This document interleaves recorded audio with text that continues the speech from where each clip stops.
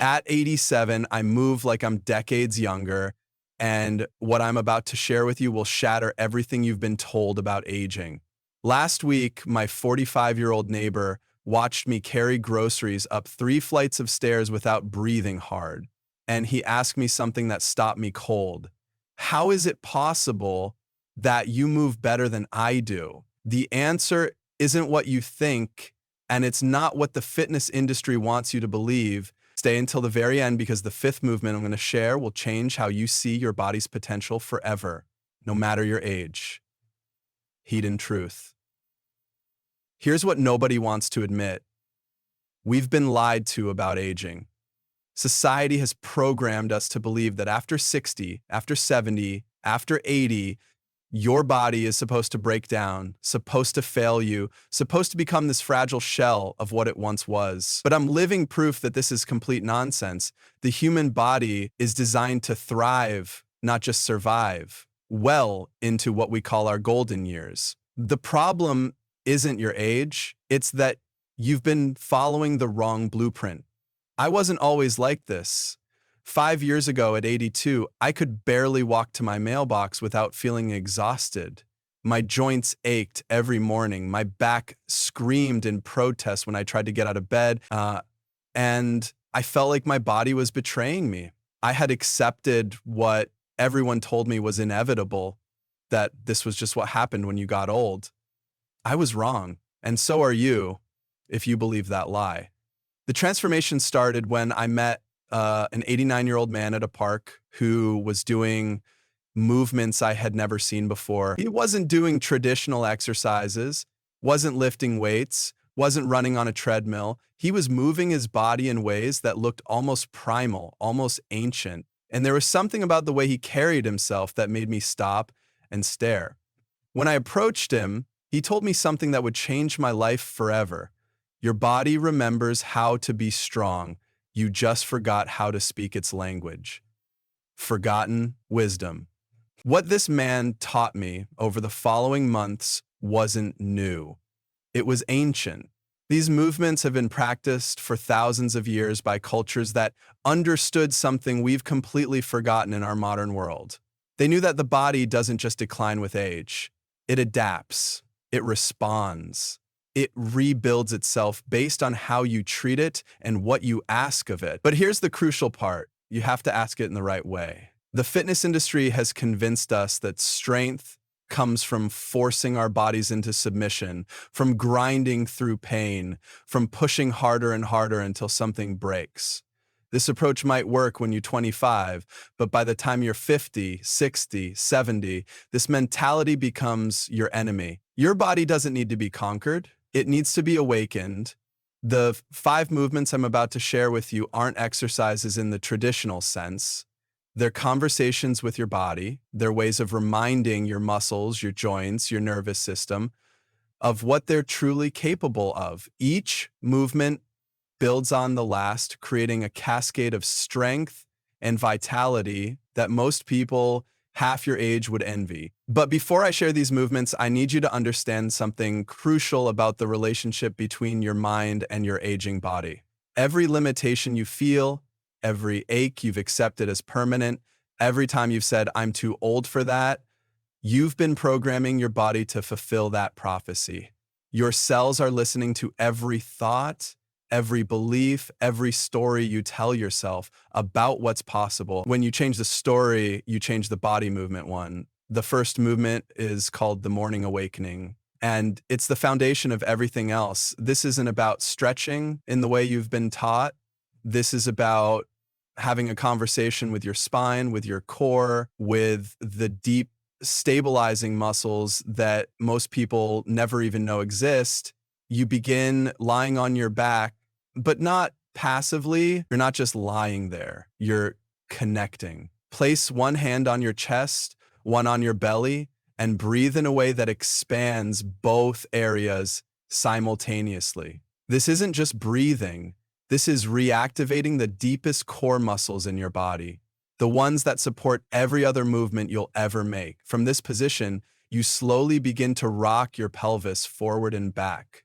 Not forcing, not pushing, just exploring the natural curve of your lower back. As you do this, something magical starts to happen. Your body begins to remember how it felt when movement was effortless, when your spine was flexible, when your core was naturally strong. After 2 minutes of this gentle rocking, you transition into what I call the spiral awakening. Still lying on your back, you slowly rotate your knees to one side while keeping your shoulders flat on the ground. You hold this position not with force, but with curiosity. Breathing deeply into the spaces that feel tight or restricted, then you spiral to the other side. This simple movement, and I want you to understand that simple doesn't mean easy or ineffective, begins to unlock tension patterns that have been building in your body for decades. It's not about forcing flexibility. It's about inviting your body to remember what it felt like to move freely. What makes this movement so powerful is that it addresses the root cause of why most people feel stiff and weak as they age. We spend our lives sitting, hunching forward, moving in the same repetitive patterns, and our bodies adapt to these positions. The morning awakening doesn't just counteract these patterns, it rewrites them. Movement 2. The second movement builds on the foundation of the first, and this is where things get interesting. I call it the primal crawl. And when I first learned it, I thought it looked ridiculous. I was wrong. This movement has given me more functional strength than any gym workout I ever did in my younger years.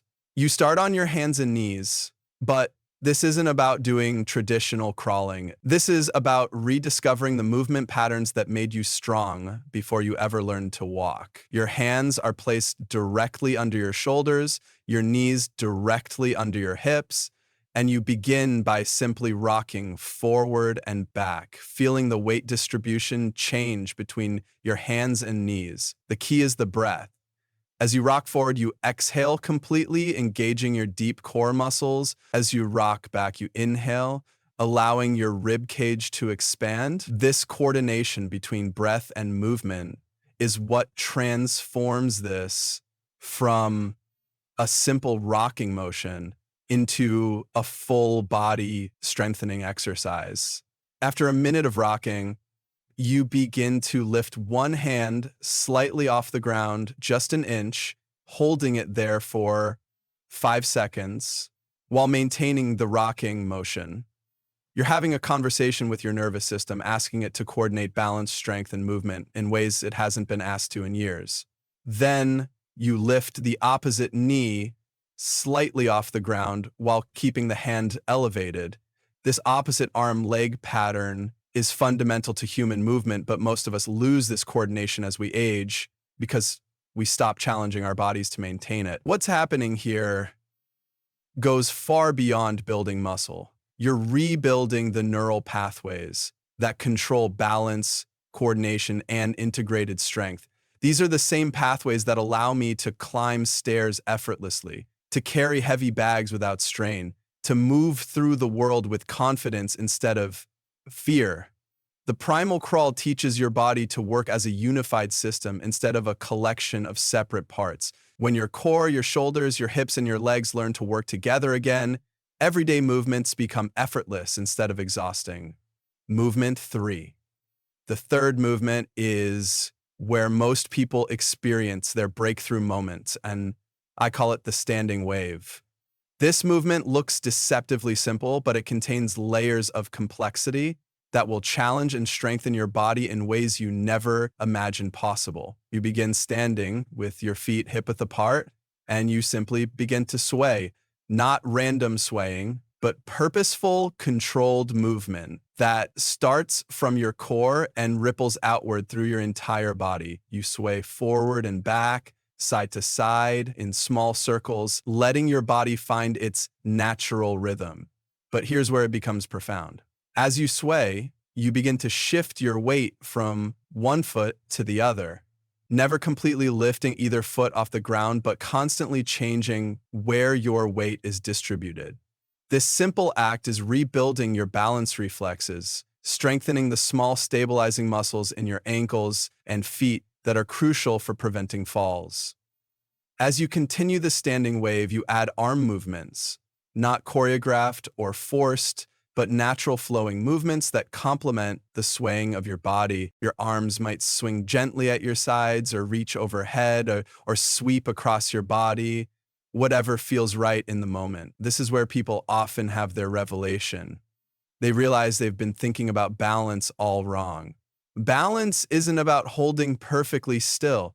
It's about constant, subtle movement. It's about your body's ability to make thousands of micro adjustments every second to keep you upright and stable. The standing wave teaches your body to trust itself again. After years of moving carefully, of being afraid of falling, of feeling unsteady, this movement reminds your nervous system that it knows how to keep you safe. It rebuilds confidence from the ground up, literally. What's remarkable is how this translates to everyday life. After practicing the standing wave consistently, people find they can walk on uneven surfaces without fear, can reach for things without feeling off balance, can move through their day with the sense of groundedness and stability they haven't felt in years. Movement 4, the fourth movement, is the one that surprised me most with its power, and I call it the breath bridge. This movement combines elements of strength training, meditation, and energy work in a way that's both ancient and completely relevant to modern life. You begin lying on your back with your knees bent and feet flat on the floor, but instead of immediately lifting into a bridge position, you spend time here, breathing deeply and feeling the connection between your back and the ground. You're not in a hurry. You're not trying to get through this quickly. You're using this moment to connect with your body.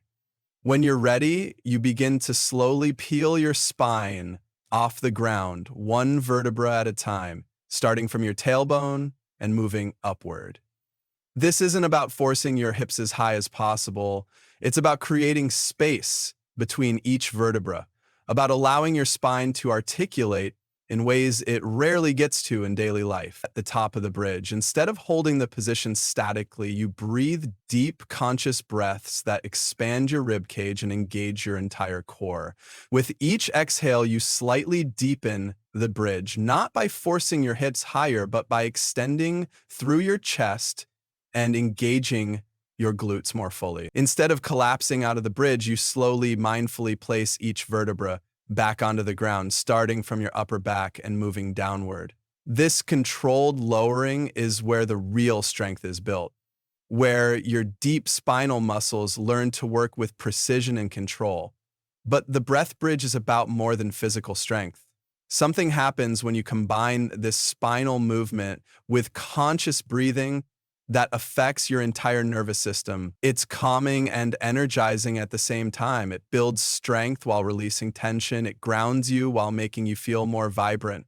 People often ask me why this movement is so transformative, and I think it's because it addresses something we lose as we age: the ability to move our spine freely in all directions. We spend so much time sitting, hunching forward, compressing our spine, that we forget it's designed to extend, to arch, to create space.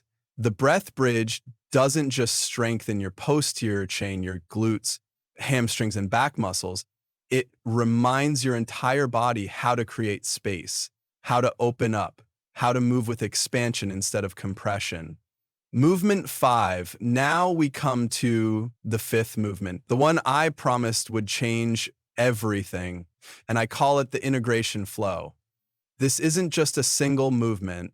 It's a way of combining everything you've learned into a flowing sequence that transforms your relationship with your body forever.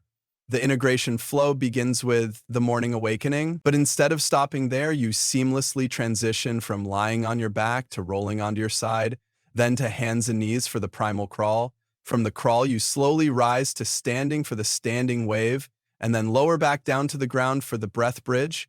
But here's what makes this revolutionary. There are no breaks between movements.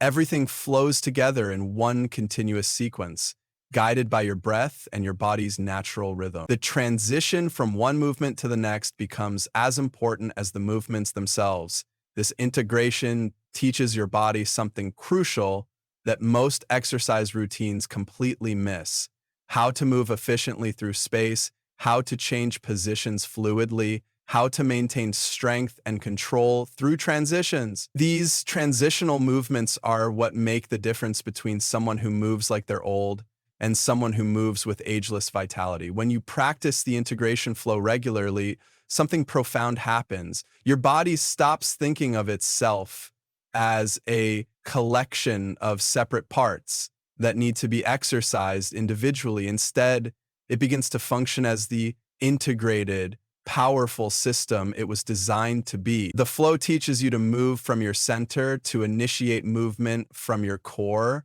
and let it ripple outward through your limbs. It teaches you to use momentum intelligently, to work with gravity instead of against it, to find the path of least resistance while still building strength. When you can move fluidly from lying to standing to crawling to flowing, you stop seeing your body as fragile or limited. You start seeing it as adaptable, resilient, capable of far more than you ever imagined. Deep transformation. What I've shared with you isn't just about physical movement. It's about reclaiming your relationship with your own body. For too long, we've been taught to see aging as decline, to accept limitation as inevitable, to surrender our vitality as the price of growing older. But your body is not your enemy. It's not betraying you. It's responding to exactly what you've asked of it. If you've asked it to be sedentary, it's become sedentary. If you've asked it to be careful and protective, it's become tight and guarded. If you've asked it to accept limitation, it's become limited. The 5 movements I've shared represent a different conversation with your body. They're a way of asking your body to remember what it's capable of, to access strength and vitality that never actually left. It was just dormant, waiting for the right invitation to return. This isn't about turning back the clock or trying to be 25 again. This is about being the most vital, strong, and capable version of yourself at whatever age you are right now. It's about moving through the world with confidence instead of fear, with capability instead of limitation, with joy instead of resignation. Inner revolution. Here's what nobody talks about when it comes to aging and movement: the relationship between how you move and how you see yourself. Every time you choose to move consciously, purposefully, with awareness and intention, you're not just building physical strength,